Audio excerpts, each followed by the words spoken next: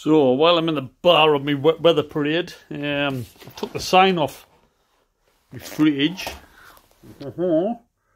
There's the light. I need to replace that with an LED one. I'll do that eventually. However, I've been trying to find some plastic on Fleabay. I mean, it's literally 0.5 to 1 mil thick, this. You know, it's somewhat of nothing.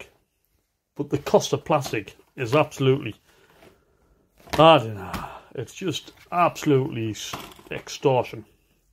So, my sister, when I was trying to describe the sign, she said, is it not like a sticker that's on the plastic? And I thought it wasn't. I thought it was like laminated. However, it is a sticker. So I'm using my hairdryer. Not that I've needed to use that for a while. To take this off. Just heating it up and pulling it off the plastic. Now it is leaving bits of sticky stuff on here, but it doesn't matter, because what I'm going to do is recover this with opaque transfer, what you use for like toilet windows, etc. Should your glass not be frosted. So you can get a frosted transfer, which I'll put on, and then on the front, once I've frosted it, I can buy Guinness stencils and then make my fridge a Guinness fridge. Happy days, dilly dilly.